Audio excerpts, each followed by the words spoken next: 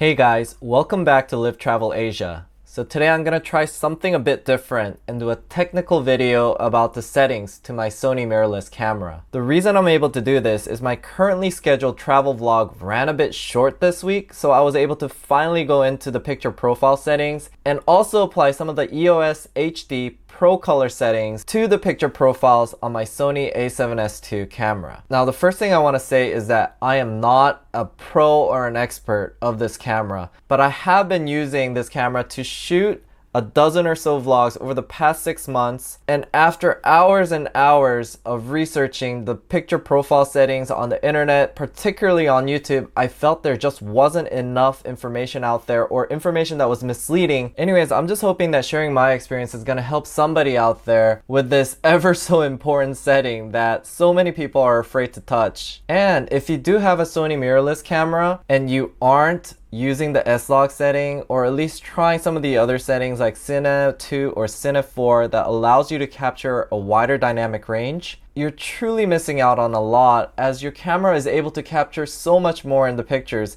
if you do use the correct settings. Now I'm going to explain in more details the picture profile settings that you will see in the test shots, but I'm just going to briefly explain what you will be seeing. You're going to see 3 of the most popular picture profile settings that many experts will tell you to use on the Sony mirrorless camera, which is the Cine2, the Cine4, and the Slog2 setting. I also want to explain that you're going to actually see 4 different images in the color graded section, although I only used 3 picture profiles, because I added an additional Slog2 profile that I color graded with a bit more contrast to match the Cine2 and Cine4 settings, so that you have an idea of how it would look if I color graded it to sort of match the same look.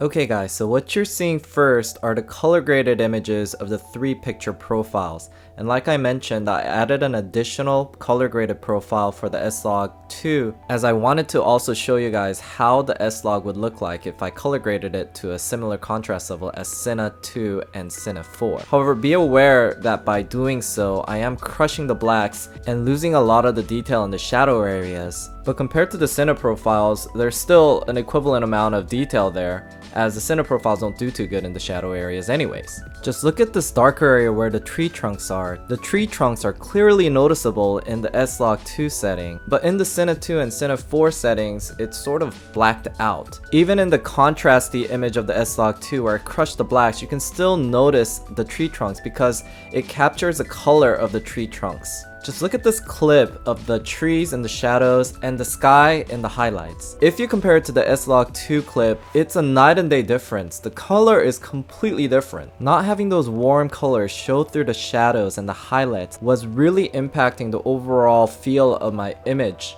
And I think that's what surprised me the most. Not having the colors come through and just giving me this really cold image from the Cine profiles was what I think impacted the clip to look cinematic, or just something that was coming out of an iPhone. Now the other benefit of the Slog2 profile was that it was giving really flattering skin tones. I can see how when it comes to landscapes, you might want a very contrasty, poppy, cool look that the Cine profiles might give you, but when it comes to skin tones, I think everyone can agree that they like that milky, smooth, flattering look. And just compare the skin tones between the S-Log and the Cine profiles here. You be the judge, but to me, I don't see how anybody could think that the Cine profiles look better in this case, unless you're trying to replicate a scene from Fight Club, in which case, okay, maybe you can pull it off with the Cine look. But for most cases, I was just so amazed how great the skin tones looked in S-Log, and I couldn't replicate that even with a lot of color correction in post. It would just look too cold and unsaturated if I wanted to smooth things out, and if I added colors, it would just look too harsh, like I had pimples everywhere. Now in the next couple scenes where I'm shooting and exposing to something that's in the foreground, with the skies or buildings in the background behind the window or somewhere where it's very bright, I think this is where it becomes very clear about the amount of detail that you're losing by shooting in Cine2 or Cine4. I do think, however, that the Cine2 performs somewhere in the middle between Cine4 and S-Log, but it comes nowhere near as S-Log in its dynamic range and being able to retain the details in the highlights.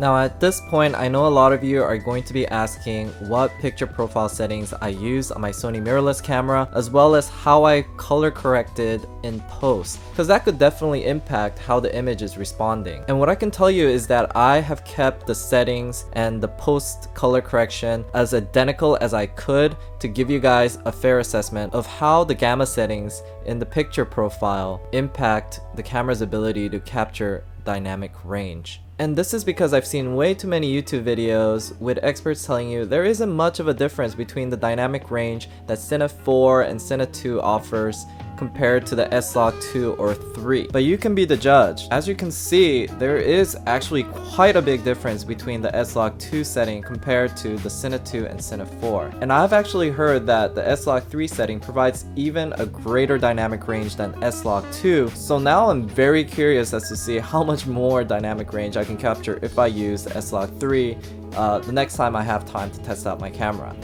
Now, as for the exact picture profile settings that I'm using for my Sony A7sII mirrorless camera, I can't really disclose all of it to you because some of it, which is the color phase, the color depth, and the manual knee settings, were acquired from the EOSHD 3.0 settings, which is a PDF document that you have to buy, and it would be completely unethical of me to disclose that as it's something that this guy is selling. But what I can say about it, and I wasn't paid to do this, getting no money by telling you this, but just sharing with you, it does really help correct that weird tinge that the Sony camera has, and it gives my scenes a much warmer look, which is something that I like and thinks it gives it a more cinematic look. However, I think the settings were more optimized for pictures, so that's why I had to adjust some of the other settings and fiddle around with it and experiment based on some of the other advice from other YouTubers. And those are the settings I'll be more than happy to share with you, and I think that's the main part of the settings anyways. The EOS HD I think only impacts the color, whereas the other settings impact the dynamic range and how the camera functions in capturing that.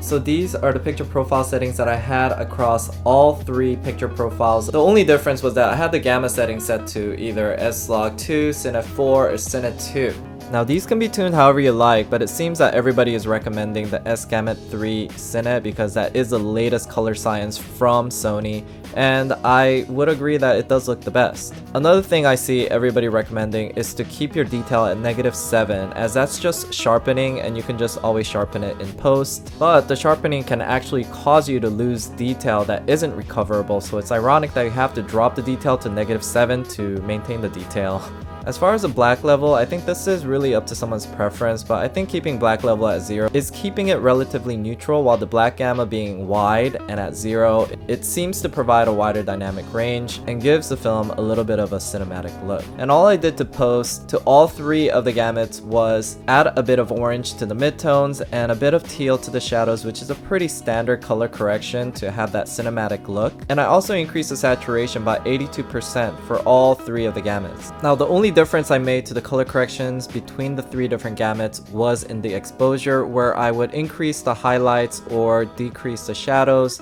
just to give it a similar look to all of it. However, I kept the midtones at 0 for all of the images because I wanted to give you guys the best apples to apples comparison. Now, something I want to say about color correcting the S-Log is that I actually think it's easier to color grade it because there's so much information to work with, and I already do the standard color adding and the saturation, which is just a simple copy paste across all the clips. So the only thing I really do is adjust the exposures, especially in the highlights and the shadows, so that I try to get as much information in there. The only difference is that when I was using Cine4, there were areas of the detail that I couldn't recover, and I would have to try to do all sorts of things to try to make it look good. Whereas with the S-Log, I just adjusted it the way I wanted it to look, and it looked good no matter what I did with it. Now, something I should mention is that if you are shooting an S-Log, a variable ND filter is a must. But this was sort of a non-issue for me because even when I'm not shooting an S-Log and I'm shooting at 100 ISO, outdoors, if I wanted to even shoot at a 5.6 aperture, I would still need to get an ND filter anyway. As far as the price, I picked up this cheap $20 ND filter on Amazon, and if you are using a Sony mirrorless camera, $20 probably is not going to be an issue for you.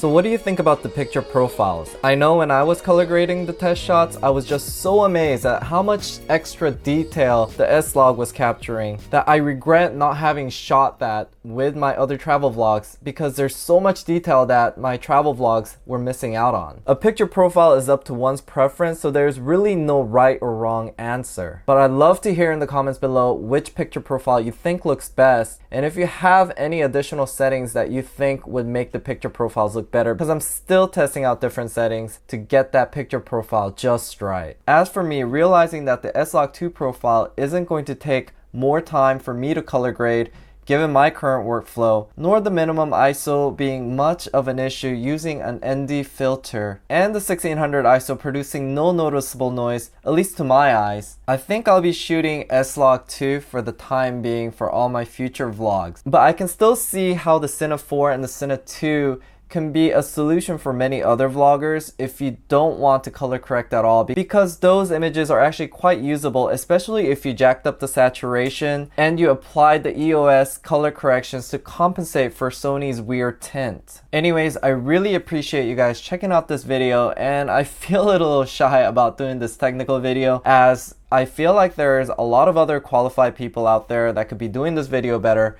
but I hope this video helps somebody out there use this information, maybe supplement it with some other information to find that perfect picture profile for them. Lastly, I wanted to take a moment to thank all my subscribers for subscribing and supporting this channel. I've had a lot of views and subscribers lately, and it's really amazing just how much my channel is growing, and I can't say enough about how much I appreciate every one of you who comments and subscribes and likes my videos. So until next time, stay awesome guys, and check back with us for more vlogs about living and traveling in Asia.